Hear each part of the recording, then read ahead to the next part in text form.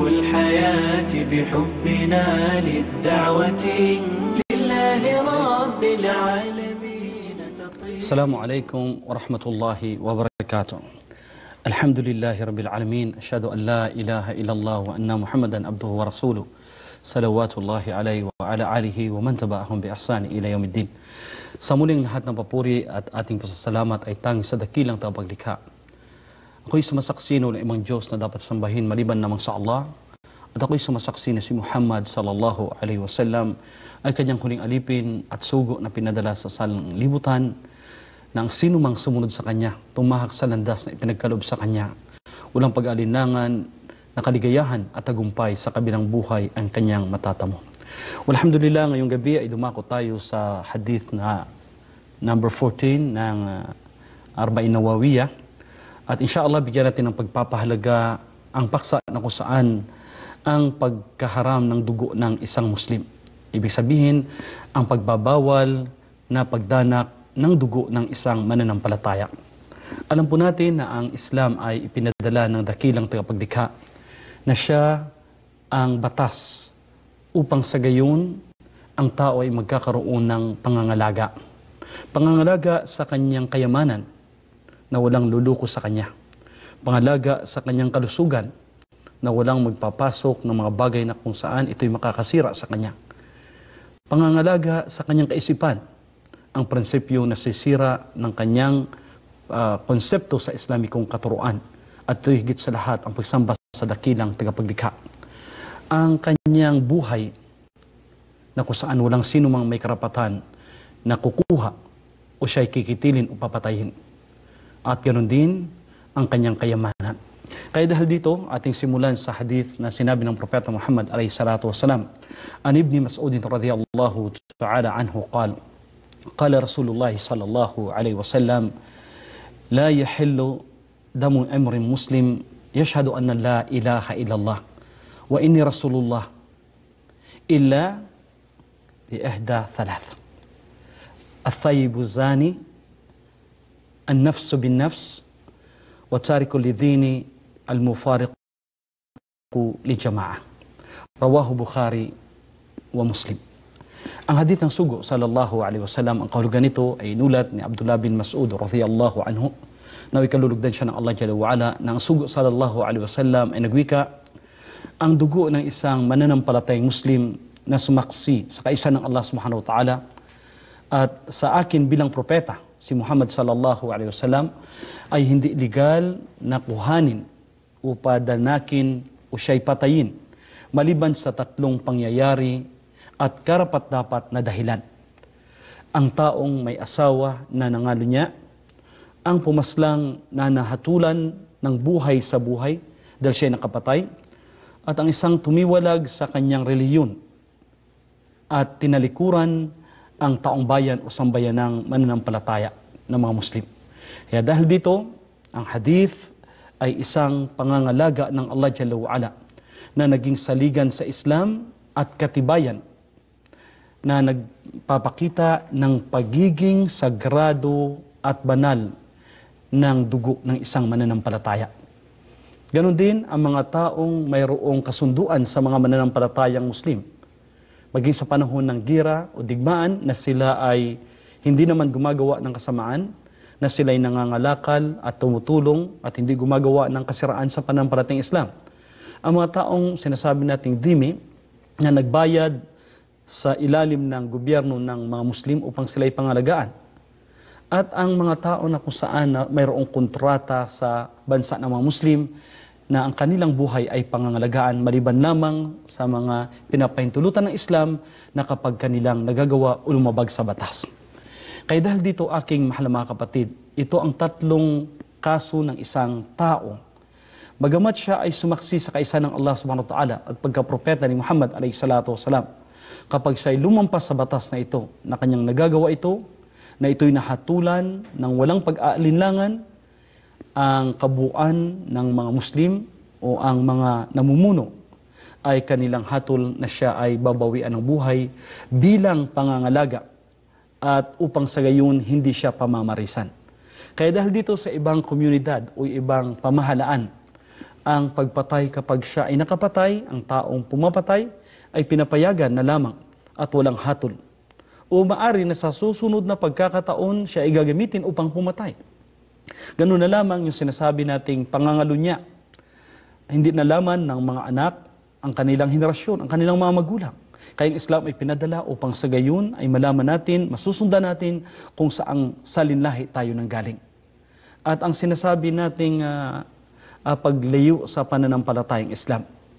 Dahil alam po natin na ang Allah Jalla wa'ala, siya ang nagpatupad ng batas na ito at kanyang relihiyon ito at wala ka nang pupuntahan maliban pa sa dinul Islam. Dahil sinabi ng Allah Jalla wa'ala, inna dina indallahil Islam. Tunay na ang relihiyon ng ating dakilang kapaglikha ay ang pananampalatayang Islam. Kaya ano pang pupuntahan natin kung hindi natin tatanggapin ang katotohanan? Kaya dahil dito, ito ay legal na batas sa mga kalunyero, nangangalunya, o ng lalaki man o babae, na sila ay babatuhin, papatayin, kikitilin sa pamagitan ng pagbato. Kaya dahil dito, maging sa panahon ng Sugo alayhi salatu wasalam, ang taong nangalang si Mais at ang isang babae na mula sa tribo ng Al-Ghamid ay pinagbato dahil sila ay gumawa ng zina, ng adultery. Kaya dahil dito si Ibn Abbas radhiyallahu anhu ay kanyang kinuha bilang isa sa mga magaling na magbigay ng tafsir ng Quran na kung saan ang sinabi ng Allah Jalla wa'ala sa isang pangyayari na noong ang mga Hudyo ay kanilang tinabunan ang aya mula sa kanilang revelasyon. Sa revelasyon ng Allah Jalla wa'ala na binigay sa kanila at tinabunan nila.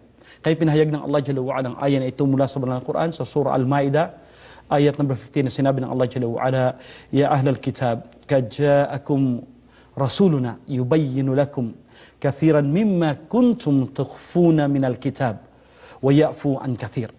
Kaya dahil dito o ang kanang kasulatan, mga Hudyo at mga Kristiyano, na kayo pinadalhan ng Taurat ang mga Hudyo at sa panahon ni Isa alayhi salatu wasalam nagpadala ng Injil, na dumating sa inyo ang sugo na si Muhammad alayhi salatu wasalam na nagbibigay ng paliwanag sa inyo sa mga bagay na inyong tinago sa kasulatan na nandoon sa inyo at hindi nyo binigyan ng paliwanag. Kaya ang Islam ay nagbibigay ng paliwanag na kung saan ito na yung katuruan at wala nang susunod pa rito dahil ito ang huling revelasyon, ang Quran ay binigay ng ating dakilang tagapaglikha. Si Ibn Abbas radhiyallahu anhu ay kanyang sinabi, ang sinumang tumalikod sa batas ng pagbabato sa nangangalunya, at ang tinutukoy dito ng ngalunya ay ang babaeng may asawa o at ang lalaking may asawa. Ito yung sinasabi nating adultery. Kaya dahil dito, kapag tinalikuran mo ito, ay tinalikuran mo ang bersikulo mula sa banal na Quran. At ang isamang aya o isamang salita ng Allah Jalla wa'ala na tinalikuran ng tao, siya ay tumalikod sa pananampalataya. Kaya dahil dito, sa nasabi ni Al-Bara bin Azib radhiyallahu anhu, ang Allah Jalla wa'ala ay kanyang pinatunayan at binigyan ng patunay na ang pagbabato ay isa sa mga batas upang magbibigay ng kapanatagan sa lipunan. Sabi ng Allah Jalla wa'ala sa surah Al-Ma'idah ayat number 41 ng banal na Quran, Ya ayuhar rasul, o ikaw na sugo Muhammad sallallahu alaihi wasallam, la yahzunka alladhina yusari'una fil kufr. Huwag kang malulungkot sa mga tao na sila'y nagmamadali sa pagtalikod sa batas ng Allah Jalla wa'ala. Lalong-lalo na ito yung mga Hudyo na sila ay hindi tinanggap ang batas ng ating dakilang tagapaglikha. Sila ay merong kaalaman, subalit kanilang tinalikuran. Kaya dahil dito nasabi ng Allah Jalla wa'ala, وَمَنْ لَمْ يَحْكُمْ بِمَا أَنزَلَ اللَّهُ فَأُولَئِكَ هُمُ الْكَافِرُونَ. Kaya dahil dito, sino man ang tumalikod sa batas ng Allah Jalla wa'ala na hindi pinatupad ang syariah ng Allah Jalla wa'ala, sila ay mga hindi mananampalataya. Kaya dahil dito, ang kabuuan na legal na batas sa mga taong nangangalunya ay sila ay maaring ikukulong hanggat sa kanilang kamatayan o sa iba pa mang mga katayuan ng sosyudad ay kanilang ipinapatupad ito. Kaya hanggat sa ipinadala ng Allah Jalla wa'ala na ang batas na ito ay batas na kung saan sa isang babae at isang lalaki na nangangalunya na may asawa, sila ay maaring babatuhin hanggang sila ay mamatay. Sa mga tao, babae at lalaki na walang karanasan sa pag-aasawa, mga binata at mga dalaga, sila ay papaluin ng 100 at sila ilalayo sa komunidad kung ito'y nakakabuti sa kanila. Kung ito naman ay maging dagdag pa ng kanilang kasalanan, sila ay maaring ikukulong. Kaya ang pangalawa, ang buhay sa buhay. Kaya ang buhay ay sadyang napakahalaga sa atin dahil ito ay pinagkaloob ng Allah Jalla wa'ala. Kaya dahil dito, ang Islam ay mayroong pangangalaga sa atin. Kaya kapag ang isang tao na siya ay pumatay, ang kabayaran ay ang kanyang buhay. Upang sa gayon ay hindi siya gagawa at hindi siya tutularan.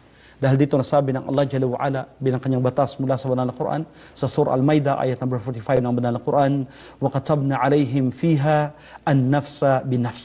At aming naitala sa kanila, sa mga nauna pa, maging sa mga naunang revelasyon, sa Taurat, sa Injil, ang batas na kung saan ang buhay sa buhay.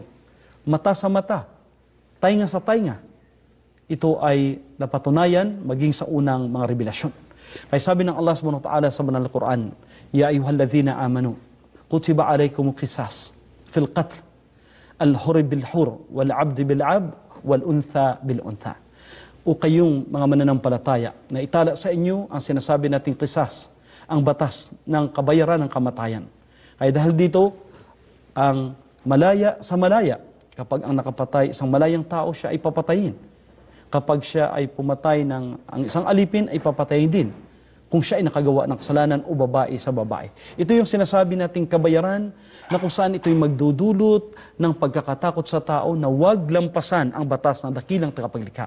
Huwag gumawa ng pagpatay dahil ito ay karumal-dumal at alam natin na ang batas ng Islam ay pangangalaga sa sanlibutan dahil dito sabi ng Allah Jalla wa'ala, وَمَنْ يُقْتَلْ مُؤْمِنًا مُتَعَمِّدًا فَجَزَاؤُهُ جَهَنَّمْ خَالِدًا فِيهَا وَغَضِبَ اللَّهُ عَلَيْهِ وَلَعَنَهُ وَعَدَّ لَهُ عَذَابًا عَظِيمًا. Kaya dahil dito, sino man ang pumatay ng isang mananampalataya na kanyang sinadyang pinatay na wala siyang kadahilanan na ito'y ipapangatwiran, ang kanyang parusa o ang tinutukoy na gandipada ay bilang insulto sa kanya na ang impyerno khalidan fiha. Ito'y nagbibigay ng pagpapahalaga na ang pagpatay ay mayroong kaparusahan sa impyerno. At alam po natin na ang khalidan fiha ay ang mahabang pananatili niya sa impyerno. Mahabang pananatili. Dahil alam natin, ang mananatili doon sa impyerno ay ang mga taong nagtatambal sa Allah subhanahu wa ta'ala. At ang galit ng Allah ay pa sa kanya. Ang sumpa ng Allah Jalla wa'ala. At nakahanda sa kanya ang matinding kaparusahan sa kabilang buhay. Kaya dahil dito, dapat lamang na pangalagaan ng buhay at lumayo sa anumang kasamaan. Iwasan ito dahil alam natin sa araw ng paghukom, ang unang hukuman ay ang pagpatay. Na kung saan ito'y nangyari sa pagitan ng anak ni Adam alayhisalatu wasalam, si Cain at Habil, na sila'y nagpatayan. Kaya dahil dito ang isang mananampalataya ay nasa katayuan, kawastuhan ng kanyang panampalataya, hanggat hindi siya pumatay o kumitil ng kanyang kapwa-tao. Ang sinasabi nating ridda, paglabas ng tao sa pananampalatayang Islam, ang paglayo sa katotohanan ng pagsagawa ng kanyang responsibilidad bilang isang Muslim. Bagamat siya ay sumaksi sa kaisa ng Allah Jalla wa'ala at siya ay nagtestimoniya sa mga kautusan ito, sa mga batas na ito. Subalit siya ay lumayo, tinalikuran ang jamaah, tinalikuran ang komunidad ng mga Muslim, siya ay maaring hahatulan ng batas na kung saan ito'y pagkitil sa kanya. Maliban, kapag siya'y humingi ng kapatawaran, siya ay dadawahan, bibigyan ng pagpapaalala at bumalik loob sa Allah Jalla wa'ala na tunay na ako ay nagbalik loob sa Allah subhanahu wa ta'ala, aking tinatanggap ang kasalanan ito at ako ay bumalik loob sa Allah Jalla wa'ala, manumpa ng asyhadu an la ilaha illallah, siya ay hindi hatulan ng sinasabi nating kaparusahan. O maaari na ang tao ay tatalikod sa Islam na hindi niya paniniwalaan ang 5 paniniwala, ang 6 na paniniwala sa Islam. Isa sa mga ito, ang paniwala sa Allah Jalla wa'ala, sa kanyang anghel, sa kanyang mga propeta, sa kanyang aklat, sa arang paghukom, o sa qadar, at isa rito na kanyang hayagang tinatalikuran. Siya ay tumalikod sa pananampalataya. Maging ganun pa rin ang kanyang ginawa, siya ay dadawahan, papahayagan Islam, at magbalik loob sa Allah Jalla wa'ala, siya ay patatawarin ng ating dakilang tagapaglikha. Ang kanyang pagsagawa ng sinasabi nating ipapahiya ang Islam, lalaitin ang Allah Jalla wa'ala, ang aklat, ang banal na Quran, ang sugo alayhisalatu wasalam. Kaya dahil dito sa nasabi ng Propeta Muhammad alayhisalatu wasalam, man baddala dinu faqtulu. Sino man ang lumabas sa kanyang pananampalataya, siya ipaparusahan. Kaya dahil dito, ito ang sinasabi nating tolerance ng Islam. hanggat siya ay mayroong paniniwala na dadawahan at kanyang tatanggapin. Ang ilan sa mga madhahib ay nagsasabi na bibigyan siya ng 40 araw o sa ilan ay 3 araw o 1 linggo. Kung siya ay babalik loob sa Allah Jalla wa'ala na manumpa, hindi ipapatol sa kanya ang sinasabi nating kaparusahan na ito. Ito ang kabutihan ng pananampalataya kapag ang tao ay bumalik loob sa Allah Jalla wa'ala. Kaya dahil dito, ito ay pinatong na parusa upang sa gayon ay hindi gagawa ng kasamaan ang lipunan. Kaya dahil dito, nakita natin na ang Saudi Arabia, walhamdulillah, ay nandito ang kapayapaan dahil nandyan ang batas na kung saan ito'y pangangalaga sa lipunan. Kaya sino ang pupunta sa iyo, napapatayin ka o sasaktan ka, o ikaw ay lalaitin, o ikaw ay hahamakin dahil merong batas. Walhamdulillah, tayo ay nasa pangalaga ng ating dakilang tagapaglikha. Ang mga taong gumagawa ng ridda o pagmumurtad sa pananampalataya, pagtalikod, maari na siya ay maging dahilan ng kasamaan sa lipunan. Maging siya ay manunukso sa mga tao na gagawa ng sinasabi nating paghihiwalay at pagtalikod sa namumuno, o kaya'y hindi pagsunod sa batas ng Islam, o kaya siya ay maging dahilan ng paghihina ng kapatiran ng mga mananampalatayang Muslim. Kaya dahil dito, si Ibn Umar radhiyallahu anhu ay kanyang pinatunayan na ang hadith na ito ay maging dahilan ng paglagay ng hatol na ang mga tumatalikod at gumagawa ng kasamaan na para pahinain at sirain ang komunidad ay mayroong batas para sa kanila. Kaya dahil dito, nasabi ng Allah Jalla wa'ala sa banal na Quran, man katala nafsan bighayri nafsin aw fasadan fil ard fakaannama katala nasa jami'an. At tunay na ang sino mang pumatay ng tao na kung saan at gagawa ng kasamaan sa lipunan, kasintulad na pinatay niya ang sangkatauhan. Kaya dahil dito ang hadith ay nagbibigay sa atin ng kapahayagan ng sinasabi nating pagpapahayag na ang pagiging sagrado ng dugo ng isang mananampalataya. Ipinagbabawal sa Islam ang pumatay o kumitil ng isang Muslim, maliban lamang na kung saan nararapat sa kanya ang Sharia o batas nito. Kaya nandyan ka sa pangalaga ng ating dakilang tagapaglikha hanggat hindi mo ginawa ang tatlong ito. Ang pagpatay, ang pangangalunya at ang pagtalikod sa pananampalataya ng ating dakilang tagapaglikha. Maging dito sa pagtalikod mo, ikaw ay papayuhan pa rin hanggat ikaw ay bumalik sa ating dakilang tagapaglikha. Kabilang sa kahulugan ng hadith ay ang pagbabawal na itututok mo sa iyong kapatid na Muslim ang matulis o ang isang baril o ang isang kutsilyo. Ganyan ipinagbabawal na sasaktan mo, pagbuhatan mo ng kamay ang iyong kapatid na mananampalataya.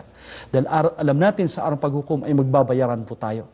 Kaya dahil dito binigyan tayo ng pangalaga upang tayo ay lalayo at iwas sa kasamaan. Ang kaparusahan sa taong nangalunya na siya ay babae na siya ay may asawa, ang rajm. Ito ay pinapatupad upang sa gayon siya ay mabibigyan ng tunay na kaparusahan at hindi siya tutularan. Kaya natanto sa mga hadith na ito na kung saan kailangan na mayroon siyang saksi na 4 na kalalakihan o kaya'y pag-amin ng babae na siya mismo o lalaki na sila mismo ay nangangalunya. Ang pinuno ng mga Muslim, sila yaong may katungkulan na magpapatupad ng batas na ito. Hindi lamang pangkaraniwang Muslim o sino man, bagkus ang namumuno sa bansa upang hindi bibiruin at lapastangan ang batas ng ating dakilang tagapaglikha. Kaya ang sinasabi nating qisas, ang parusa na ito ay yaon sa mga tao na sila ay pumatay na dapat pipigilan. Maliban na lamang na kapag nagkasundo ang mga pamilya na sila ay magbabayad ng diya. At ito pa rin ay maging dahilan ng pagpigil ng batas ng pagpatay na yaon kapag ito ay nararapat at nabigyan ng panukala ng mga pamilya o ng biktima na sila ay tatanggap na lamang ng pera. Kaya dahil dito, ang ating mga ulama ay kanilang binigyan ng pahalaga ang mga batas na ito.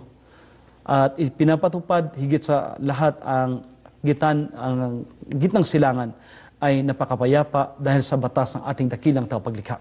Nawa ang bawat isa't isa sa sino mang naninirahan sa gitnang silangan ay layuan natin ang anumang kasamaan, ang pangangalunya, ang iligal na pag-aasawa, ang pagpatay at ang pagtalikod sa pananampalataya. Bilang isang Muslim, alam natin na ito ang dapat nating susundin, ang batas ng ating dakilang tagapaglikha. Walang pag-alinlangan na sa mundong ito, ang batas ng Saudi Arabia, walhamdulillah, nandyan sa Sharia. Kaya dahil dito, mapayapa, masaya tayo at napapangalagaan ng ating dakilang tagapaglikha na tuloy-tuloy ang ating pagsamba sa Allah subhanahu wa ta'ala, na ito ang dahilan kung bakit tayo nilikha upang gumawa ng pagsamba at paghandaan ang kaligtasan sa kabilang buhay na matamo ang habag at awa ng Allah na tayo kanyang papasukin sa kanyang paraiso. Kaya layuan natin ito upang sa gayon tayo ay magiging isang tunay na tagasunod ng pananampalatayang Islam. Naway pagpalain ng Allah Jalla wa'ala ang bawat isa't isa na tayo ay mapapangalagaan at mailayo sa anumang mga kasamaan at ang pagsunod sa kautusan ng batas ng Islam na naayon sa kautusan na ipinag-utos ni Muhammad sallallahu alaihi wasallam.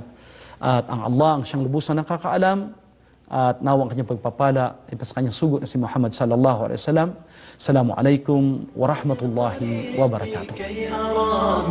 لله رب العالمين تطيب أسعد قلوب الحياة بحبنا للدعوة لله رب العالمين تطيب أسعد قلوبا بالهداية والتقى ونر طريقي كي أراه يطيب طيب الحياة بحبنا للدعوة